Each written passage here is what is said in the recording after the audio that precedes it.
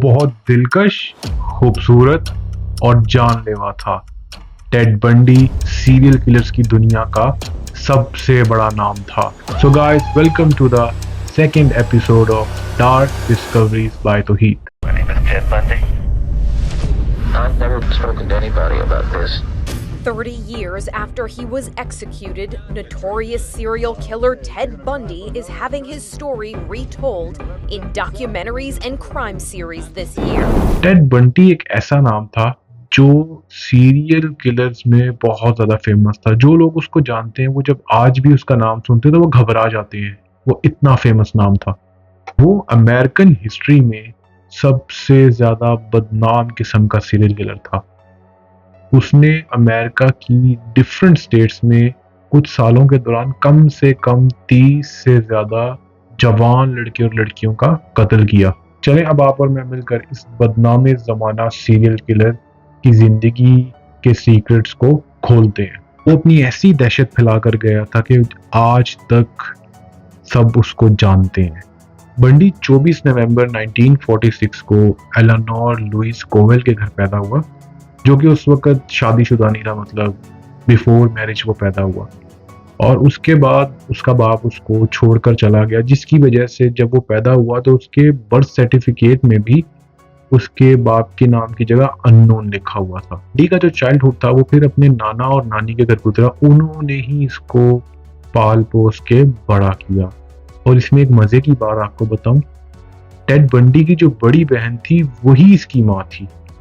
ये एक बड़ी मजे की बात है, यानी कि उसके बाप की जो बेटी थी और जो टेड बंडी की बड़ी बहन थी वही इसकी माँ थी, और वो भी इसको छोड़कर जा चुकी थी। बंडी के बचपन में कुछ खास ऐसा नहीं है कि जिसके ऊपर हम बात करें। बस इतना पता है उसके बचपन के बारे में कि उसको बचपन में भी एंजाइटी अटैक्स वगैरह होते थे। वो स्कूल में तो एक अच्छा स्टूडेंट था, और इसमें एक और वियर्ड बात यह कि वो काफ़ी ज़्यादा हैंडसम था, जिसकी वजह से क्लास के सारे लड़के और लड़कियां उसके हुस्न पे रश किया करते थे। उसने वॉशिंगटन यूनिवर्सिटी में अपना बैचलर्स किया साइकोलॉजी में, और फिर वो रिपब्लिकन पार्टी की सियासत में एक काफ़ी बड़े लेवल का सपोर्टर बन गया। इसी दौरान टेड बंडी की ज़िंदगी में कुछ मसले मसाइल जो थे वो शुरू होने लग गया, और वो बहुत बड़ा झूठा बन गया। मतलब हर बात पे वो झूठ बोलने लग गया। फिर कुछ सालों बाद 1974 में उसने अपना पहला कत्ल किया, और फिर कुछ ही सालों में उसने तकरीबन 30 जवान लड़के और लड़कियों को जान से मार दिया। अब हम बात करेंगे कि बचपन में ऐसी क्या साइकोलॉजिकल इश्यूज थे जिसकी वजह से टेड बंडी इस लेवल पर गया और उसने ये सब हरकतें की। Number 1, childhood shocks. बंडी की चाइल्डहुड में उसको एंजाइटी अटैक्स भी आते थे, और उसके बाद उसके ऐसे बैड एक्सपीरियंसेस भी थे जिसकी वजह से उसकी आगे चल के ज़िंदगी काफ़ी ख़राब हुई। सबसे ज़्यादा उसमें जिस चीज़ ने उसको इफ़ेक्ट किया, जो कि एक्सपर्ट्स कहते हैं, वो ये है कि उसके माँ बाप उसके सर पर नहीं थे, और नाना नानी चूँकि बूढ़े थे तो वो एक किस्म का अकेला ही बड़ा हुआ है। और दूसरी बात जिसकी वजह से उसको मेंटल इफ़ेक्ट आया होगा वो ये थी कि उसकी बड़ी बहन ही उसकी माँ थी। Number 2, narcissism. जैसा कि मैंने आपको बताया था कि टेड बंडी को उसकी क्लास में सारे लड़के और लड़कियां खूबसूरत और हैंडसम बोलते थे, तो और उसकी हैंडसमनेस पे रश किया करते थे, जिसकी वजह से टेड बंडी के ज़हन में नार्सिसिज्म बैठ गई, और वो उस पर यकीन भी करता था। टेड बंडी को ये लगता था कि वो कुछ भी कर ले, वो रूल ऑफ लॉ से बहुत ऊपर है, उस पे अमेरिकन लॉ एक्सरसाइज नहीं हो सकते, जिसकी वजह से वो जब क्राइम्स करता था तो उसको लगता था कि वो नहीं पकड़ा जाएगा, और उसे कोई पकड़ेगा ही नहीं, और वो पकड़ने के लिए बना ही नहीं है। नंबर 3, जिनसी कमजोरी। टेड बंडी खूबसूरत तो था, अपनी क्लास में काफ़ी ज़्यादा अपने हुस्न की वजह से फेमस भी था, लेकिन उसको शक था कि वो नामर्द है, जिसकी वजह से उसको लड़कियों के साथ रिलेशन रखने में काफ़ी ज़्यादा मसला आता था। जब तक वो बड़ा हो गया था उसके साथ कोई भी लड़की रहती नहीं थी, उसकी हरकतों की वजह से। उसको ये लगता था कि भाई मैं नामर्द हूँ। तो फिर जब वो लड़कियों का कत्ल करता था, इससे उसके बाद उनके साथ ज्यादती करता था, और इससे उसको कॉन्फिडेंस मिलता था। नंबर 4, हमदर्दी की कमी। टेड को किसी भी इंसान से कभी हमदर्दी नहीं हुई। अब उसके पास किसी बंदे को चोट लगी हो, कोई गिरा हो, मरा हो, बुखार में हो, दर्द में हो, टेड को नहीं फर्क पड़ता था। और एक्सपर्ट्स ये कहते हैं कि जिस इंसान में हमदर्दी की कमी होती है वो तकरीबन साइकोपाथ के रास्ते पर चल पड़ा होता है, यानी कि हमदर्दी कम होना एक साइकोपाथ की निशानी हो सकती है। नंबर 5, सर पे चोट।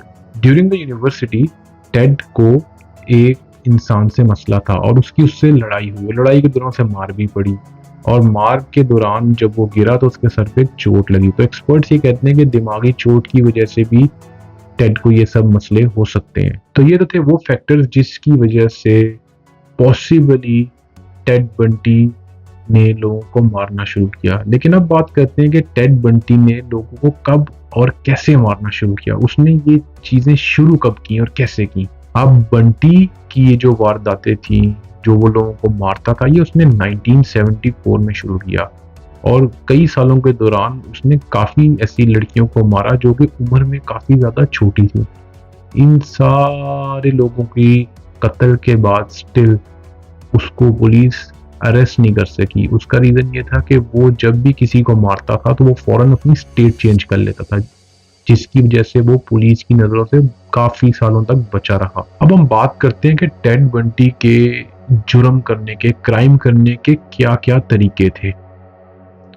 नंबर 1 था कि वो अपनी शक्ल बदल लेता था और अपना हुलिया बदल लेता था।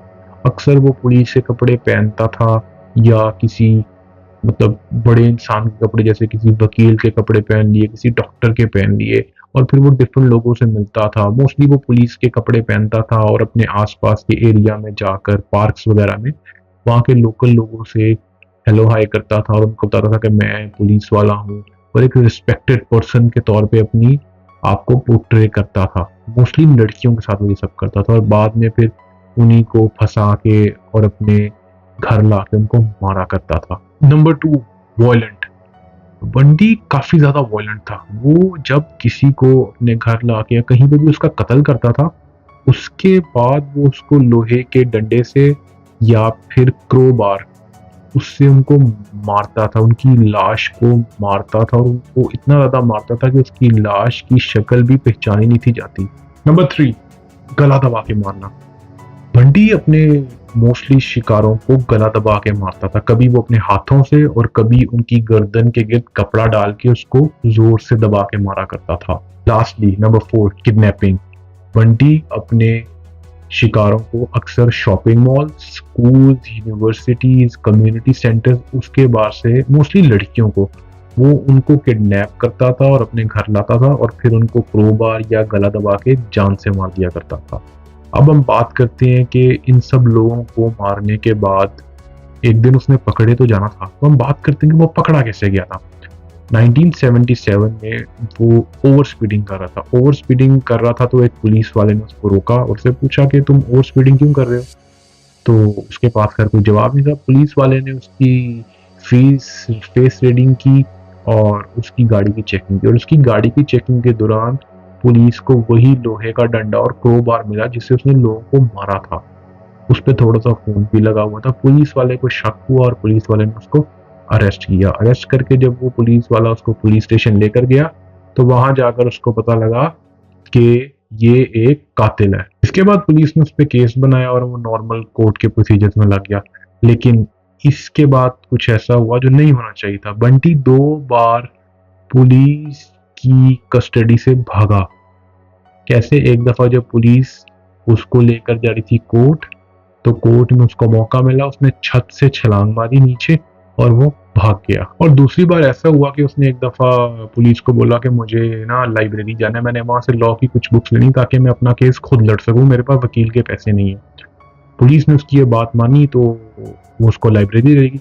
अब लाइब्रेरी में जाके उसको चांस मिला तो उसने वहां से कुछ छोटी मोटी रॉ मटेरियल इकट्ठे किए लोहे के और कुछ एक ऐसा टूल बना लिया जो कि सुराख करने में ना उसको काफी हेल्प देगा।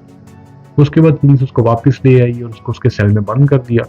तो टेड बंडी ने अपने सेल की दीवार में सुराख किया और कुछ दिनों में वो सुराख इतना बड़ा हो गया कि उसने उस सुराख से अपने आप को किस तरह स्नीक इन करके बाहर निकाला दूसरी साइड पे, और दूसरी साइड पे उसको एक कमरा मिला। जब उस कमरे में घुसा तो वो जेलर का अपार्टमेंट था। तो वो जेलर के अपार्टमेंट में गया, वहां से उसने नॉर्मल सिविलियन कपड़े पहने और उसके बाद वो वहां से भाग गया। जेल से भागने के बाद टेड बंडी फ्लोरिडा चला गया और फ्लोरिडा जाके उसने 3 और लड़कियों का कत्ल किया। कत्ल करने के कुछ ही दिन बाद वो फिर रोड पे जा रहा था और फिर उसको ओवर स्पीडिंग में पुलिस ने रोका। पुलिस ने उसको रोका, वो फिर आगे से लड़ने लगा और लड़ते लड़ते पुलिस ने उसको किसी तरह दबोचा, अरेस्ट किया। अरेस्ट करके जब उसकी गाड़ी चेक की तो फिर वही एक लोहा और क्रोबार निकला। पुलिस उसको, ये बात है 15 जनवरी 1978 की, जब पुलिस उसको पुलिस स्टेशन लेकर गई, उस पर फिर केस किया और उनको पता लगा कि ये भाग जाता है। तो एक दफा पुलिस ने काफी उसको सिक्योर्ड रखा, तो उस पर कोर्ट पे केस चला और उसको कोर्ट से सजा हो गई। अब कोर्ट ने उसको डेथ पेनल्टी दी। डेथ पेनल्टी का सुनकर टेड बंटी को पहली दफा पता लगा कि he is not above the law और वो डर गया। उसने कोर्ट से काफी ज्यादा अपील्स की कि उसको लाइफ टाइम इम्प्रिजनमेंट दे दी जाए, उसको उम्र कैद दे दी जाए, लेकिन कोर्ट ने उसकी अपील्स रिजेक्ट कर ली और 26 जनवरी 1989 को टेड बंटी को एक चेयर पे बिठा के इलेक्ट्रिक शॉक्स से उसका कत्ल कर दिया गया। अमेरिकन कोर्ट ने Ted Bunty the most famous and dangerous serial killer को मार दिया। टेड बंटी का केस, उसकी डेथ के बाद जब वहाँ की आवाम को, अमेरिकन लोगों को पता चला तो वो बहुत खुश हुए, लेकिन आज भी अमेरिकन टेड बंटी के नाम को सुनते हैं तो घबरा जाते हैं और डर जाते हैं। और ये बात सच है क्योंकि वो इतना खतरनाक, he was the worst serial killer in the American history. अब अगर आपको ये वीडियो अच्छी लगी है तो काइंडली लाइक करें, शेयर करें, कमेंट करें। फेसबुक पे है तो मुझे फॉलो करें और अगर आप यूट्यूब पे देख रहे हैं तो सब्सक्राइब करें ताकि मैं मज़ीद ऐसी वीडियोस बनाता रहूं। मैं स्टार्ट में भी छोटी वीडियोस बना रहा हूं और बाद में अगर आपको पसंद आएगी तो मैं लंबी वीडियोस 30, 35, 40 मिनट में मैं आपको पूरी स्टोरी A to Z सुनाऊंगा।